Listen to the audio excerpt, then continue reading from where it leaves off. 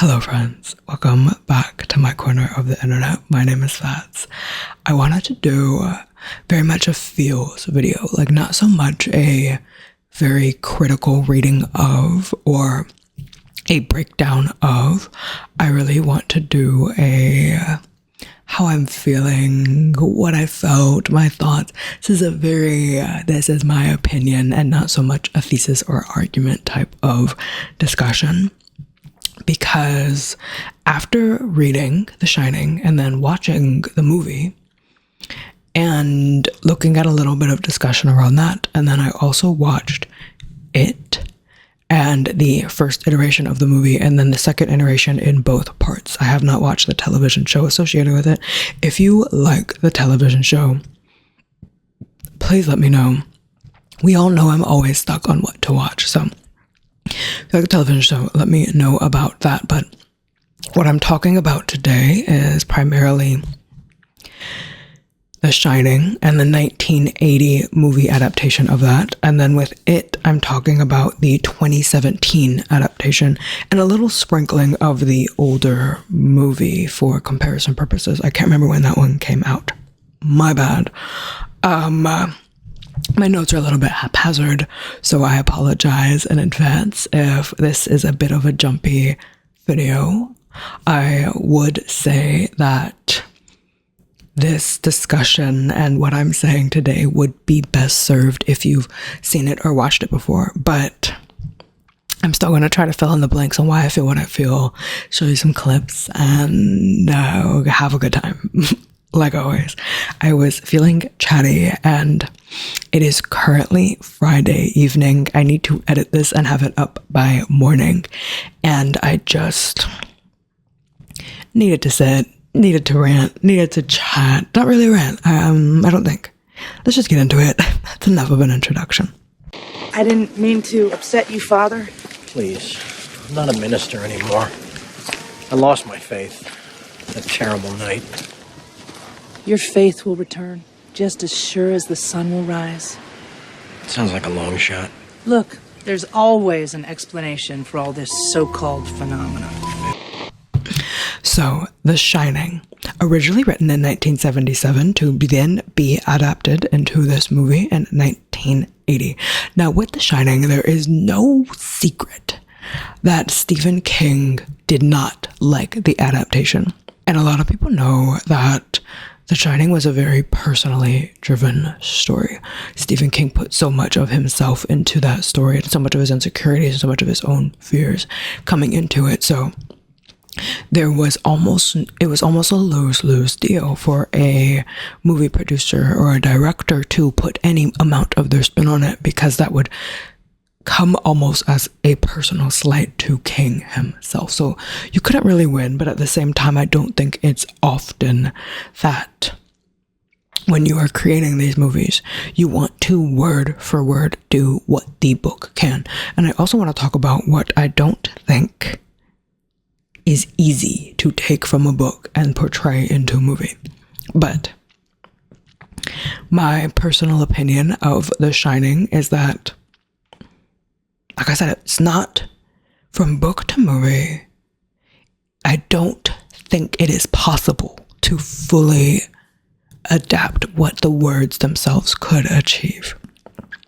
I think that what makes the book so special is very specific to the medium that it came out in. And I think that once put on screen, there is something lost. There is something that you can't quite gain. When you think about how a brain interacts with a book and a brain interacts with a movie, there is a self-insert element to reading. There is a positioning of yourself into this main character. There is a relation to the main character. However, when something is portrayed on a screen, you are removed from it. As a viewer, it is more entertainment value and it is more observation rather than self-insert upon reading and experiencing. And I think that as a consumer of two different mediums, a good director and a good author understand the distinction in how a consumer intakes both of these. Now, The Shining itself. This is a story of a man, Jack, who is deeply struggling with his alcoholism as well as his anger management. He had just recently been fired from his job as a teacher for lashing out physically against a child. And the child was being annoying, but Jack had come in still feeling the after effects of a very long and drunken night, and that carried into his day. Now, within this story, you feel an element of struggle with alcoholism. You feel the give and take, you feel the yearn, you feel the degradation of it, you feel the presence of alcoholism in Jack and the want for. And I think the understanding of it is where empathy is truly built. Jack has a fight that he is losing against himself, trying to achieve within himself. It's not something that he's just woken up and he has an understanding of. This is a battle, and who he is and who he becomes and who he is struggling with and fighting against and trying not to be, that is a huge element of Jack's character, and you see that. Now, coming into that, another realm of empathy that I think you get for this character is, you know that his father was also a drunk and also struggled with his anger, and you know that Jack came from that. And to understand how Stephen King stood with this, because Stephen King himself, when writing this book, was struggling with alcoholism and struggling to push out a book in order to take care of his family. He was hard for money and he needed to put a book out. So thinking about our author writing this character, there is a sense of fear in King of Jack, but also this feeling of King is looking at himself in a carnival mirror. This is himself. This is who he could become, and understanding this cycle of broken parent to broken child. And that is truly where Jack as a character works in this book. To see him and to truly understand that what he does and who he is a Dr. Jekyll and Mr. Hyde within himself. And anybody who knows anyone that's struggling with alcoholism, I do believe that often there is a hereditary want and a hereditary leaning to addiction. I do believe that does exist with alcoholism specifically. So even just violence, even this want to lose yourself, even this want to consume, I do think that's very, very prevalent in this story. And it's so heart-wrenching to know that as an author, you're writing a character that you could see yourself becoming.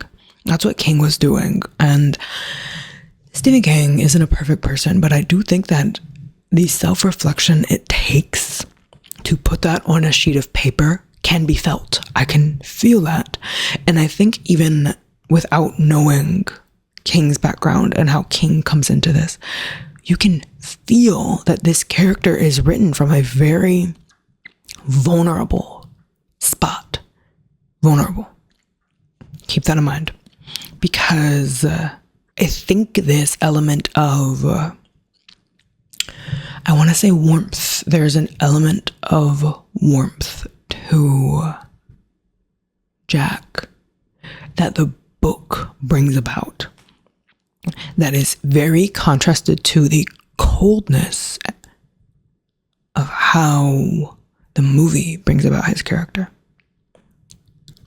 I think the book, he is penitent. I think the tone is very penitent and shameful and sincere. I think that is one of my biggest things to say. There is a sincerity and there is an honesty to Jack in the beginning of my book. Remember that I said that. The book itself opens up with Jack, who has been dry for a few months.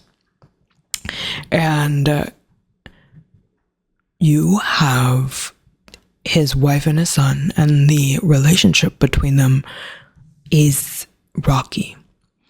Jack, in a drunken rage, had broken Danny, his son's, arm. And I think even that is written out so well, the way that that is reflected upon, because you're understanding it as if you were within Jack. And there is almost a sense of denial and disbelief at his son's broken arm. This isn't a cruel man. This is a drunk man. Anybody who has dealt with somebody who has addiction problems,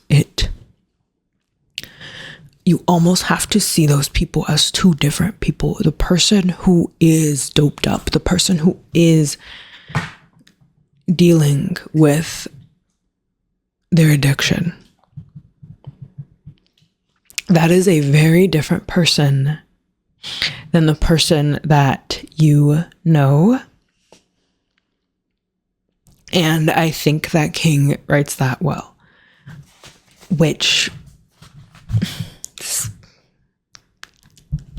not going to cry on camera talking about addiction anymore. Let's just keep pushing forward.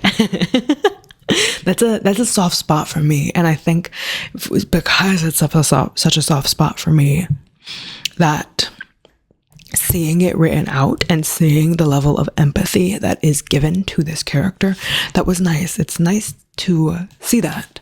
And it's also so heart-wrenching to feel the disbelief at himself, this disbelief in his Jekyll versus Hyde that he himself has.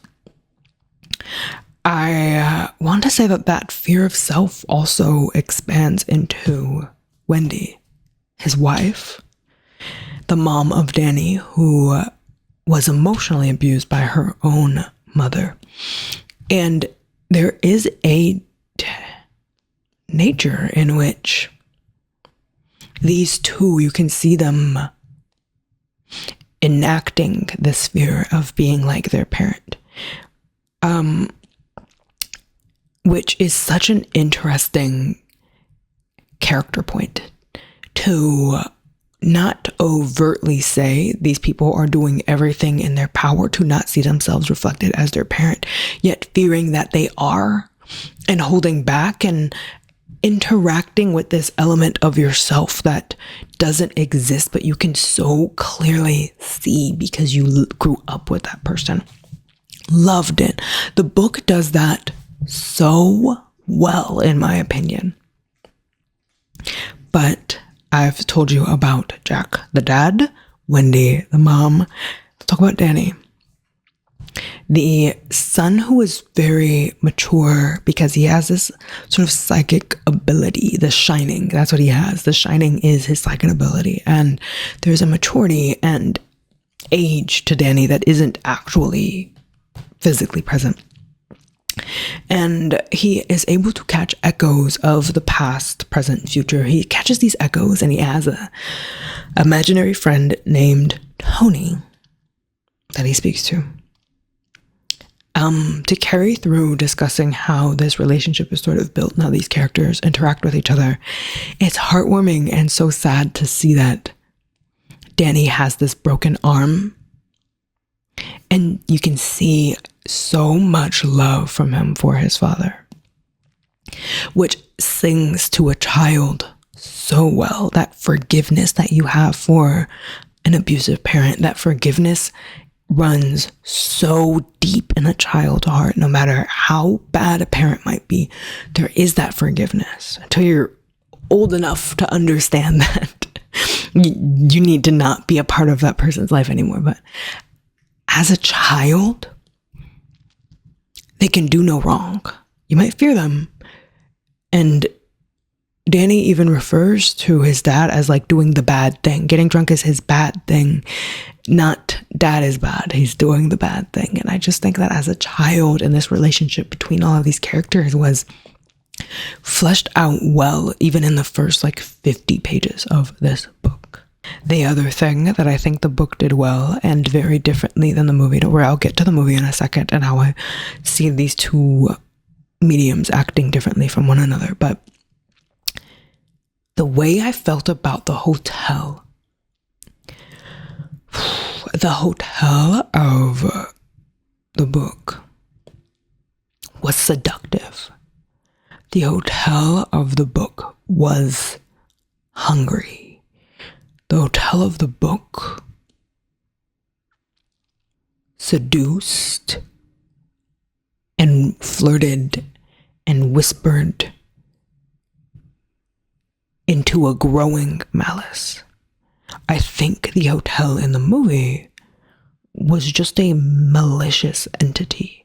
And I think the nuance of feeling the seductive nature of this home, of this hotel, and then seeing it grow and degrade and chip away and peel back layers, I think seeing that in the book added to the creepy factor for me. The book felt haunting and creepy and melancholic, whereas the movie was violent, filled with rage, filled with anger, and filled with a response to trauma that I think the book didn't take even. And before I get into the movie, I want to emphasize that I truly have no problems with the movie. I think that it just did something very different than its source text. I don't think one is necessarily better than the other. I do think that my preferred story did come from the book, but that is entirely personal preference and nothing to do with the story itself, if that makes any sense. But the first thing I want to bring into the movie was, like I said, the nuance of the book sort of rested in some subtleties. There were quite a few subtleties. Whereas the movie played to a use of color that felt overt in the light wash and pastels, and then the overly saturated reds, the pinks, the oranges, the washed out scenes, and then to have such jarring lighting and deep saturated yellows. There's a sense where the way the movie was filmed and the way colors were handled and the way red represented such a deep, saturated rage. It was disorienting to have these soft pastels and washed out scenes and muted natural tones to be hit with such potent and severe colors back to back, and then to wash back to the more muted tones and the pastels again. And the disorienting nature, I think, worked well visually. I do think that as a book, in the book, to add that disorient would have taken away from a lot of those other themes and emotions that I said I really liked. But as this movie came in, I do think that the disorienting nature of it worked well. But I need to talk about Jack. Do you remember when I said that Stephen King put so much of himself into this book, and then to come into the movie, you had to slight him in some way? I think the way that this movie handled Jack was, if you had to say downfall or hindrance, that is where it just breaks apart from the book so deeply. In the movie, your introduction to Jack has already lost his marbles, in a sense. You know, I said that there was almost a sincerity and honesty to the Jack that we had at the beginning of our book. From the jump of the movie, you feel that Jack isn't quite right. There's a jerkiness and a distrustworthiness to him, and I would say that in the movie, you can tell that there's something wrong from the jump. So then, where the fear lies in the movie is just waiting for the axe to fall, pun intended. You're just waiting for him to lose it, to snap, because you can tell from the jump that something isn't right. You don't have that from Book Jack. And you lose the empathy you feel from him. You lose the nuance of that alcoholism, and you lose a lot from the relationship because Jack has just become this pending monster. He's not a man who loses himself. He is a monster in the works, which again works visually. I also think that the shift in the ending is crazy. It's that I think that of all the decisions to have been made, the ending for the movie matches the movie. Like, it matches, versus the kindness that comes from the ending of the book matches the book. But again, we had two different Jacks. That kindness given in the book is not something that would have matched the characterization of Jack in the movie. These are two very different characters that we were given, and cinematically, the movie works. Cinematically, it works better, because that's where I said the nuances given in the book and this feeling that you can get from reading and that self-insert of reading and putting yourself into this person, that intimacy that's given, that is way more difficult to achieve in a movie. The amount of time you spend reading and spending time with this character and having each and every small little moment laid in front of you versus the visual interpretation that you have to get from a movie. I don't know if the movie could have accomplished what the book did. So I do think that the decisions made for the movie make sense.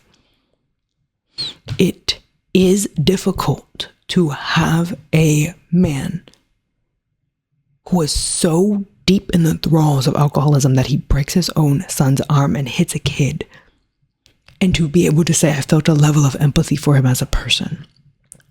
That is a crazy thing to come out of my mouth. Crazy. Which is why I think the book is such a star in what it does. Because the depth that you have to add to somebody to do that and to feel that, I don't know if you can get that from a movie that you're just externally taking in. Not sure. I do think there is always an argument for how you cast Jack and how you cast a character, and a very hard-edged actor was chosen. I think there's a lot to say for that. But I also don't know who I would have cast.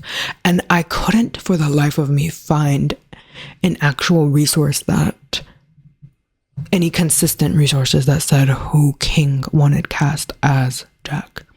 There were a few things lying around, but I couldn't find a specific source saying who he wanted.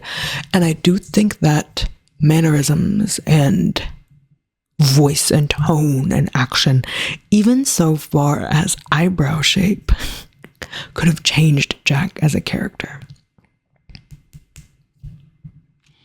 Because I would like to say his physical isn't described much in the book. So there was a lot of room for the movie to play with that. The last thing that I have is Wendy. Now, this is where I just get sort of like feelsy, and I didn't do much research for this. Sorry, my bad. Wendy in the book was tentative. And I wrote here that I found her as a character in the book because she was tentative in her hope and tentative in her optimism, but she was never tentative in her love for Jack. Wendy and Jack in a relationship was the lens through which the book was written, I feel, versus in the movie, the primary relationship was Jack to the hotel. and that marriage and the family fell to the wayside. I don't think as a family that was really hit on, but the family ties and relationship was so deeply the gauze through which I saw this haunting story written. And Wendy, from book to movie, in the book, she was such a, I think how King wrote a mother worked well. I want to say that I always struggle to give credit in like generalizations like that, like, oh, this is like a mother, like the theme of mother. I always struggle to feel okay about doing that, but I think in the lens and the portraiture of this relationship and of this story, Wendy as a mother fit. In the movie, she was just like screaming, crying, and whining and complaining and nagging. That's all she was. There was that love that I said that you can feel, that deep sense of, I want this to work. I'm tentative and I don't know if I can be hopeful, but God, I love us. I didn't get that from movie Wendy, and I think that throws off the dynamic like crazy. But also, that man is not entitled to her love. But I think it does a lot for living in this home with an alcoholic to still hold on to that, and to have the son still look up to his dad in such a way, and so have Wendy so willing and hopeful in the slightest bit does so much for how I felt about the book. I think that as a character study and as a psychological study, it was so empathetic and kind to read this book, and so gruesome and unforgiving to watch the movie. I think that how fear is conceptualized from book to movie is also very different.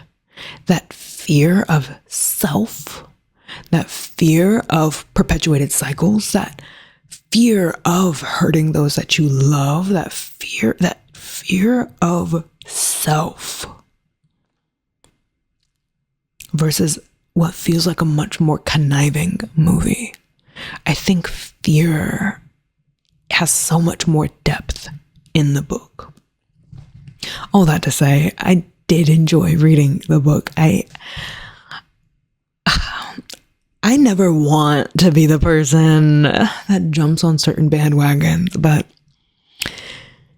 Stephen King horror, I don't think it's missed for me yet.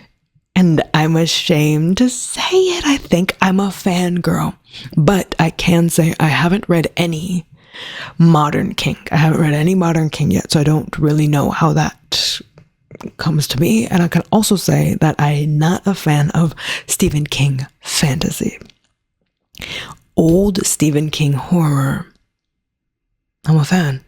I think I'm a fan, and as much as I want to critique and pull apart and say these books are so long, I don't think I necessarily need to rush my reading experiences.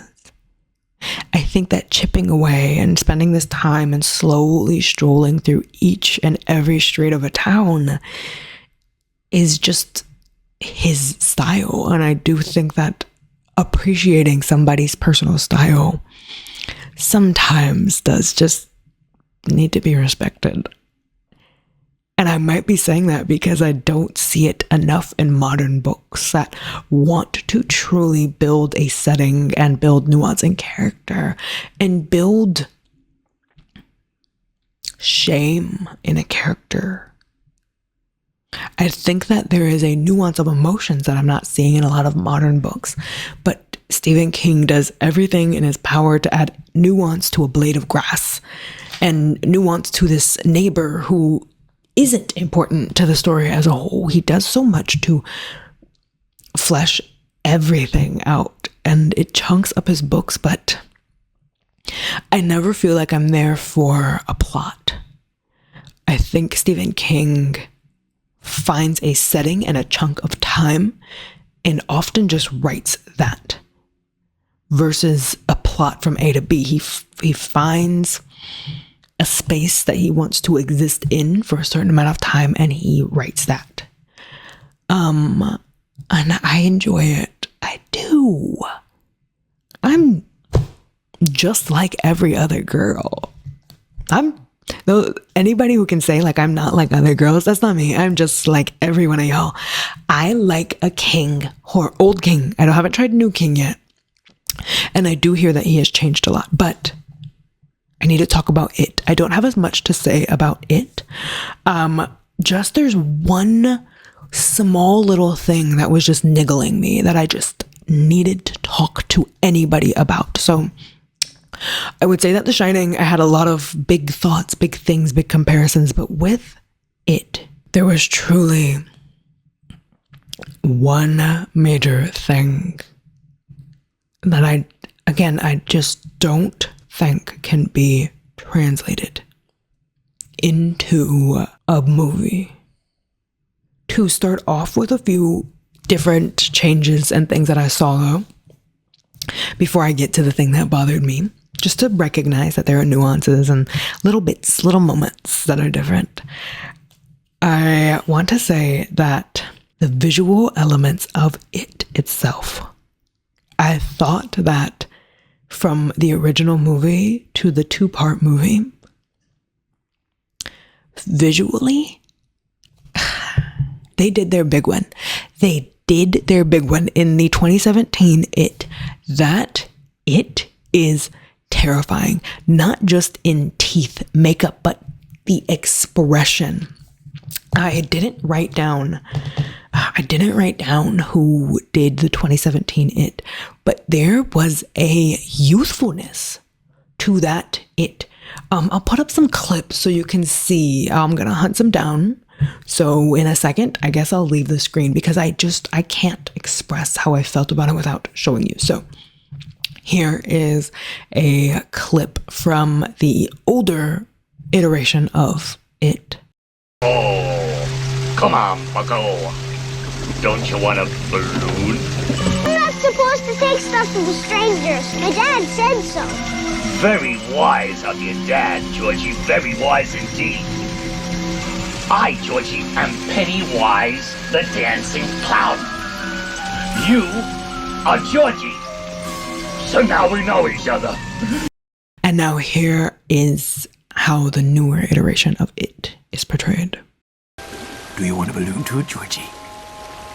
I'm not supposed to take stuff from strangers. Oh, well, I'm Pennywise, the dancing clown. Pennywise? Yes, meet Georgie. Georgie, meet Pennywise. Now we aren't strangers, are we? Do you see what I mean? There is a youthfulness, there is a liveliness, there is a vibrance to the 2017 It that was done so well. Now, for the purposes of YouTube, I'm not even gonna discuss the scene. You know what scene I'm talking about? Not even gonna discuss it. I'm on a public platform, but you know what scene I'm talking about? Wild. Not gonna talk about it, but okay. Another difference that I wanted to bring up that I thought was interesting was the way in which the change of period affected it. I almost want to say I wish they kept it as originally being the children fought it in the 50s, because in the book the children encountered it in the late 50s, and then as adults they were in the 80s, but in the book they encountered it as children in the 80s. Now, the reason I say that is in the book, it originally takes on these like really classic elements of horror. You have Mummy, you have Wolfman, you have the creature from the Black Lagoon, and I think that is so cool and would have been so fun to just carry into what we watched today. But I think it's with the hype of Stranger Things, there's a bit of 80s nostalgia that has been going around in media in the past few years that I think they were trying to capitalize on. So I get it. I get why that changed, but I think it would have been so fun to see those classic horror elements. Seeing the creature on the Black Lagoon and Wolfman in our fancy CGI and stuff, that would have been so good. As a horror lover, I would have loved to see it become those really classic horror characters. The creature from the Black Lagoon, don't get me started. The other element that I think the movie didn't flesh out as much, but the book took a lot of time with, was our bully, Henry Bauer. And I don't know how I feel about that. Because there were moments in the book where, like, having to encounter Henry Bauer and how evil that kid was over and over and over was frustrating. But at the same time, you know that scene where you're running from Henry and Henry falls, he hits his head, you think he's dead. Like that whole scene of running from Henry and he's screaming that he's gonna get you. I felt fear. I felt fear as a kid, terrified of their bully. And for it to pop up and for Henry to be there as well, the levels that I felt in that scene was so good. But I also think that the book spent so much more time in, like I said, building every single person within the story. But you lost some of the bullying. I don't necessarily think I needed more bullying. Don't get me wrong, I don't want more bullying. It was just interesting that the movie was like, you guys, we need 80% less of Henry Bauer. A decision. Now, finally, I've listed out some other things. Those are just my other notes. I need to talk about dairy. And as a literary tool,